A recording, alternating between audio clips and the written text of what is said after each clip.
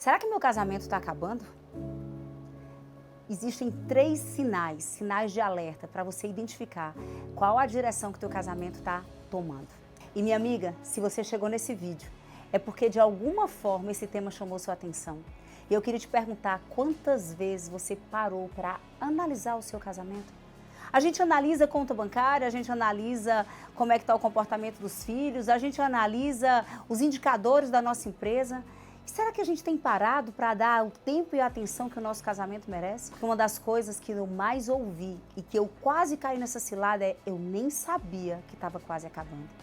Muitas vezes você só percebe um casamento cheio de discussão, de briga, parece que um está falando um idioma, o outro está falando outro completamente diferente. Ou talvez esfriou. Não existe mais tanta paixão, não existe mais olho no olho, beijo na boca, pouco sexo. Ou quem sabe você tem olhado para o seu cônjuge, tem visto uma série de comportamentos que te aborrecem profundamente e que deliberadamente ele decide não mudar. Eu não sei qual desses cenários você se encaixa, mas eu vim te dizer aqui que existem sinais que não podem ser ignorados e que na hora que eu sou capaz de trazer consciência, trazer verdade para esses sinais e agir no tempo certo, nós podemos mudar o veredito de fim de um casamento e de uma família enquanto tem tempo. E antes de eu te contar esses 3 sinais de alerta dos nossos relacionamentos, eu preciso te dizer que o meu casamento quase acabou. Que em agosto de 2017 eu fui surpreendida com aquilo que os meus olhos não percebiam. E eu descobri que o de repente, o do nada, num casamento não é real. E antes de eu te contar quais são esses 3 sinais de alerta de que o nosso casamento corre perigo, eu preciso te contar que eu já estive nesse lugar. Que o meu casamento já teve data, literalmente, para ser assinado um divórcio. E que eu, talvez como você, não percebi os sinais da forma e da velocidade correta. Eu fui surpreendida em agosto de 2017 com uma conversa amigável, tranquila. Mas um momento em que ele colocou para fora, com muita verdade, com muito amor e muito respeito, tudo que em mim gerava profunda tristeza, onde ele se sentia desrespeitado e desonrado. E eu confesso para você que naquele momento eu disse assim: como assim o meu casamento vai acabar? Como assim? Da onde ele tirou essas afirmações? Mas eu não sou essa pessoa. Naquele dia eu percebi a minha cegueira, o quanto eu vinha caminhando sem nenhuma consciência sobre os meus comportamentos, sobre os meus pensamentos, sobre as minhas atitudes e muito mais, como eu tinha completa cegueira daquilo que magoava o coração do meu marido. Eu não sei se você já passou por isso, ou se você está vivendo isso hoje, ou se talvez hoje você está vendo esse vídeo porque o seu casamento já acabou. Eu vim te dizer que o orgulho, ele é a chave fundamental para todo e qualquer fim de relacionamento. Camila, como assim você não percebeu? Como assim ele nunca te deu um feedback? Será que ele nunca conversou sobre como ele se sentia? Ou como aquilo que você fazia que o incomodava? Sim, ele conversou, e ele conversou algumas vezes.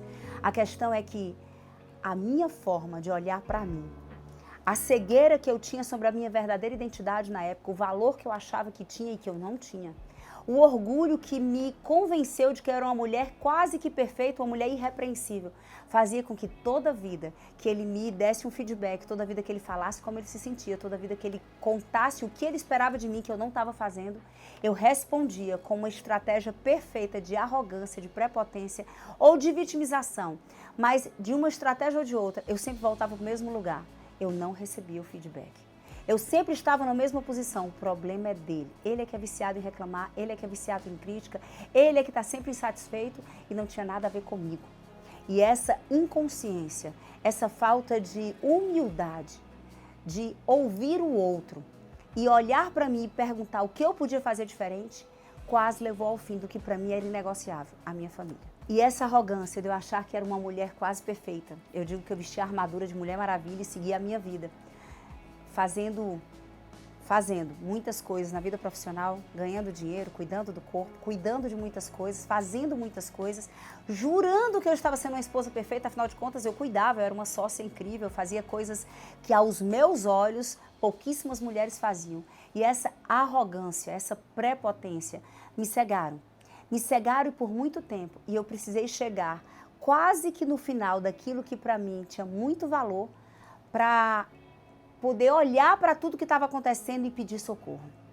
Eu precisei entrar numa jornada de transformação, numa jornada de mudança de mim mesma, do meu caráter, para poder me enxergar e, através da nova identidade, enxergar onde eu estava errando, para que eu pudesse fazer o caminho de volta e salvar a minha família, e salvar a minha casa, e salvar o meu relacionamento, salvar aquilo que para mim era muito importante, que era o meu casamento. E nesse grito de socorro que pela primeira vez me colocou como uma mulher vulnerável, eu não sei você, tá? Mas eu nunca tinha falado pra ninguém de nenhuma dificuldade minha. Eu era tão perfeita que falar de uma dificuldade, que falar de um problema no casamento, que falar de uma dificuldade em qualquer área da minha vida era algo impensável. Eu sempre segui em todos os meus desafios, resolvendo tudo sozinha na força do meu braço. Só que nesse momento, eu reconheci que sozinha eu não conseguia. Eu levantei a mão e eu pedi ajuda. E eu fiz uma pergunta que mudou a minha história.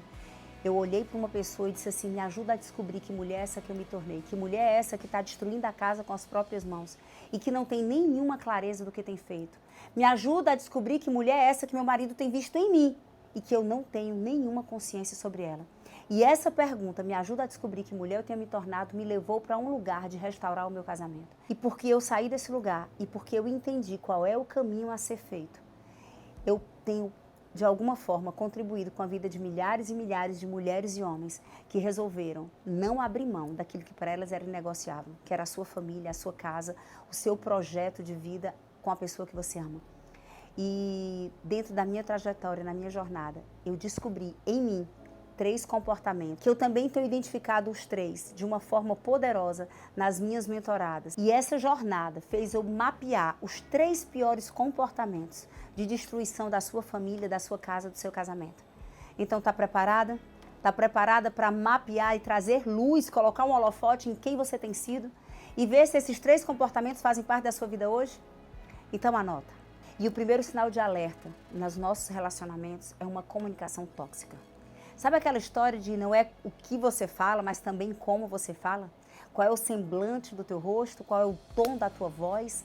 Qual é a dureza de cada palavra que sai da nossa boca? A nossa comunicação, ela tem a capacidade de construir ou de destruir. A palavra de Deus diz que é pela boca nós criamos bênção e maldição. Pelo poder que nós carregamos na nossa palavra, nós podemos criar um ambiente de paz ou um ambiente de guerra, um ambiente de esperança ou um ambiente de destruição e de fim de esperança.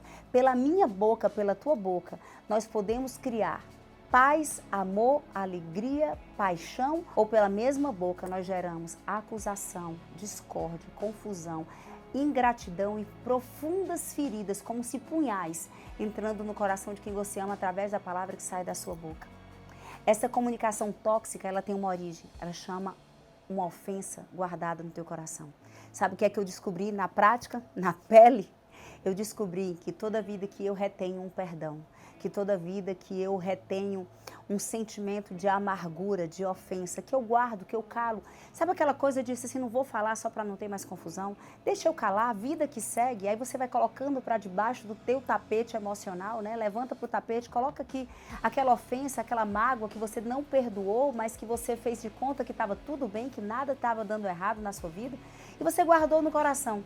E nesse momento que existe uma falta de perdão em relação ao teu cônjuge, ele sempre vai tirar de ti o teu pior comportamento. É como se essa pessoa a quem você guarda falta de perdão, ela tem a chave do teu coração acessando um monstro que de vez em quando surge para a pessoa que menos podia surgir. Olha que coisa interessante, o teu cônjuge é a pessoa que mais tem acesso ao teu coração.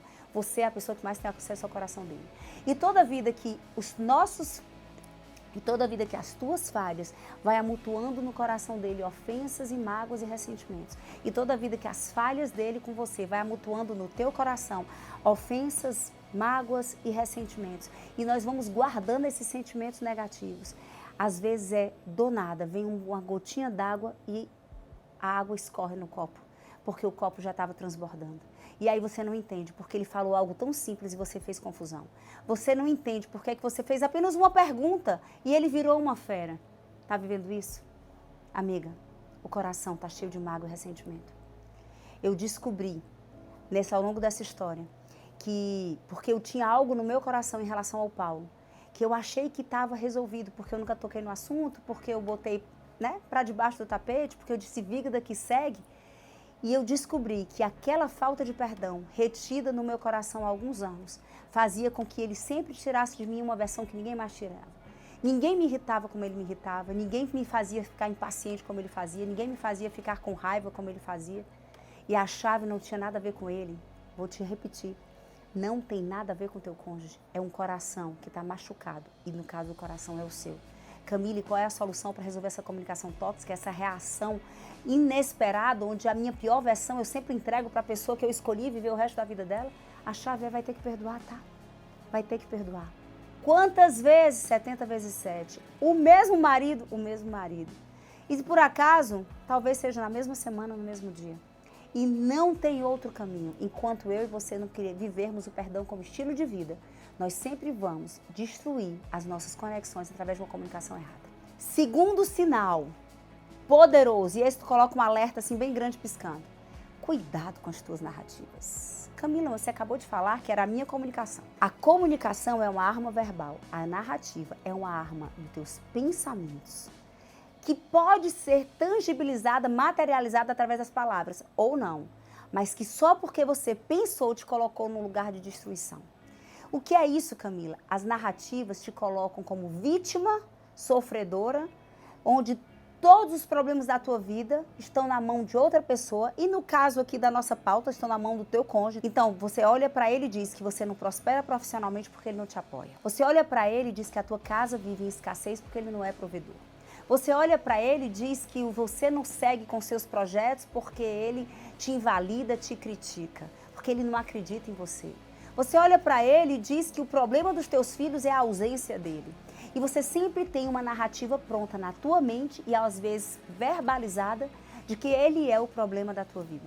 Toda vida que você sair do lugar de autorresponsável sobre os teus resultados e transferiu para o teu cônjuge a responsabilidade pela tua felicidade, pela tua alegria, onde ele se tornou o vilão da tua vida, você está caminhando numa velocidade acelerada para a destruição desse relacionamento.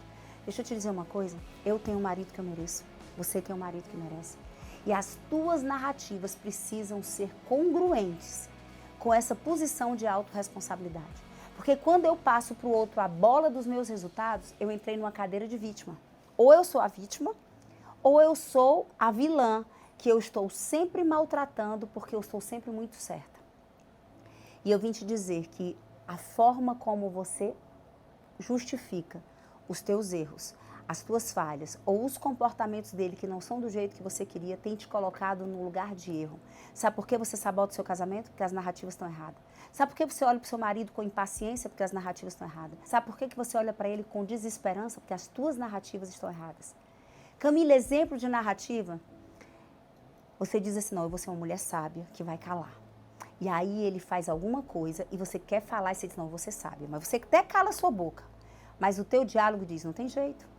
Ele é que é o orgulhoso, eu estou vivendo a jornada, ele não muda nunca, só eu faço a minha parte. Quem está entendendo? Você está entendendo que nós somos nutridos, ou melhor, desnutridos de muitas narrativas que podem destruir o nosso casamento? Sabe aonde começa todo adultério? Nas narrativas. Ele é infiel, eu também vou ser infiel. Ele olha para mulheres, eu também vou olhar para homens. Eu vejo ele na pornografia, eu também vou para a pornografia. Ele me traiu, vou dar a moeda no mesmo troco. Tudo é narrativa. Você hoje vive os resultados das suas narrativas. Então eu te convido hoje a trazer luz. Vamos fazer o seguinte, eu vou te dar uma tarefa de casa. Escreve nos teus próximos 7 dias quais são as tuas narrativas, silenciosas ou verbais, sobre o teu cônjuge. E que você vai olhar e vai dizer assim, meu Deus, como é que eu posso ser feliz e ter um casamento feliz com essa narrativa? A palavra de Deus diz que se os meus olhos forem bons, toda a minha vida terá luz. Mas se forem trevas, quão grande treva será, né?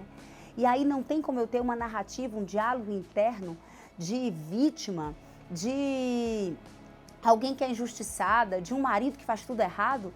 Não tem como eu olhar para ele com um olhar de esperança, não tem como você honrar um homem que você sempre está justificando que ele não presta, que ele não faz direito, que ele não atende suas expectativas, que ele é o errado. Como é que você honra? Como é que você respeita? E detalhe, como é que você ama? Como é que você vai para a cama e faz amor com um homem que você está sempre com uma narrativa de destruição? E aí você não consegue entender, porque cada dia vocês estão mais desconectados. E quando você olha para ele e diz assim, caramba, eu não amo mais. Não amo mais. Quer amar? Muda as tuas narrativas. Muda as tuas narrativas. Fechado? Vamos para o terceiro sinal? E o terceiro sinal, gravíssimo.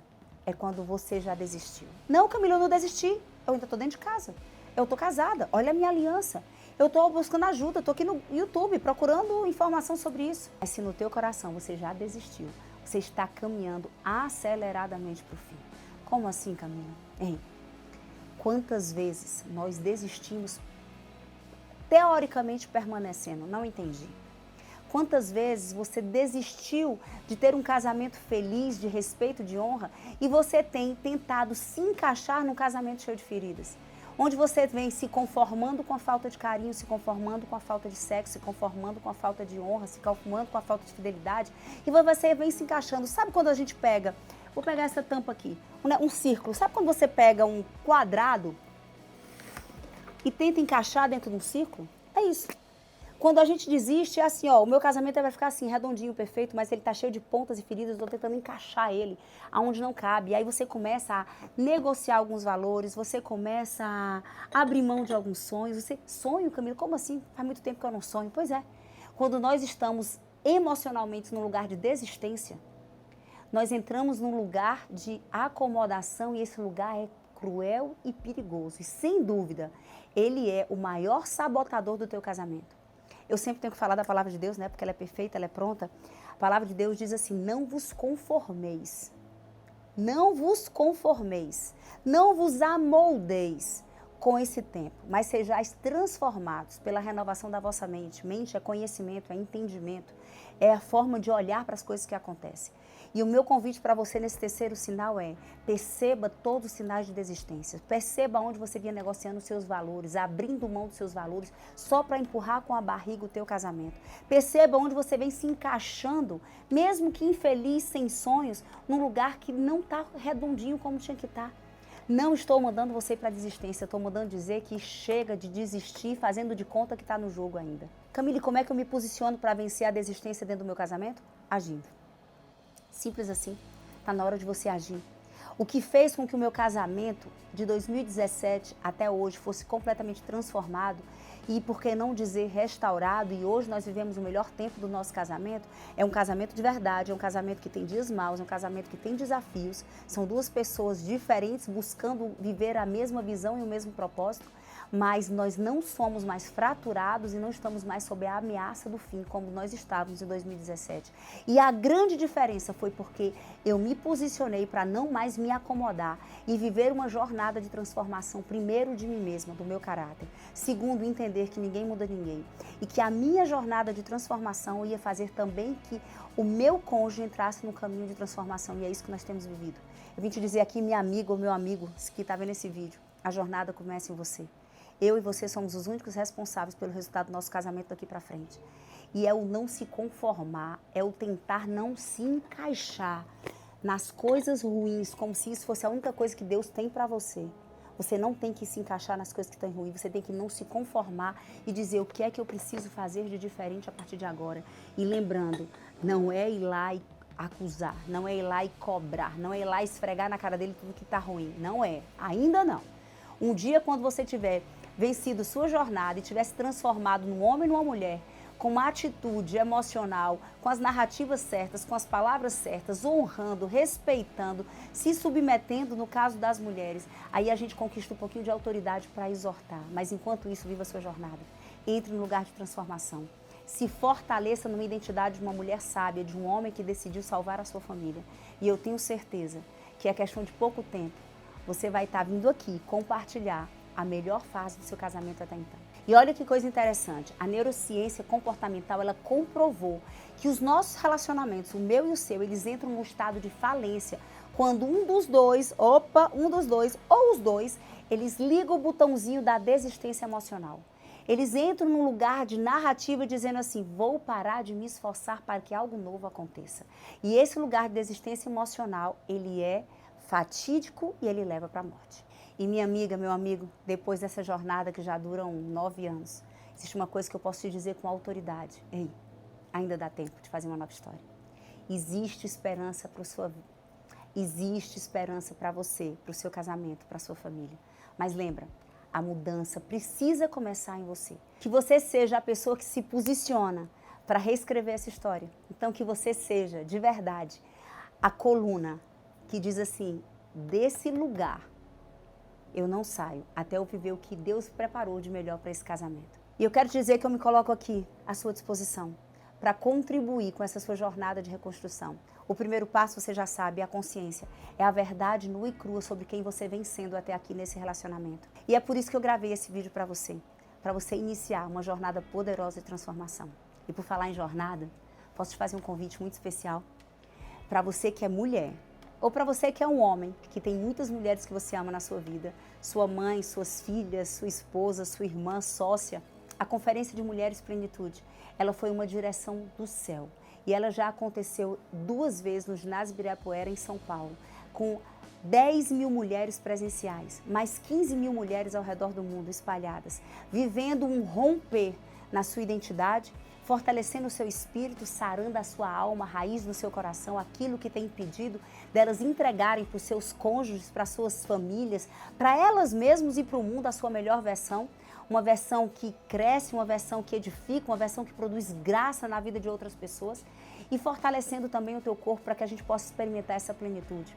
E as próximas 2 edições em 2025 da Conferência de Mulheres Plenitude vai acontecer, um grande evento na Europa no dia 27 de setembro em Lisboa e no Nordeste do Brasil, milhares de mulheres reunidas no dia 1º de novembro em Fortaleza. E esse fica o meu convite para você, monta a tua caravana, chama as mulheres da tua vida e vem viver essa experiência que, assim como na vida de todas as milhares de mulheres que já viveram, foi um marco que acessou um novo tempo e uma nova história de transformação. E eu te espero, tá? Um beijo no seu coração, amo você, até o nosso próximo vídeo.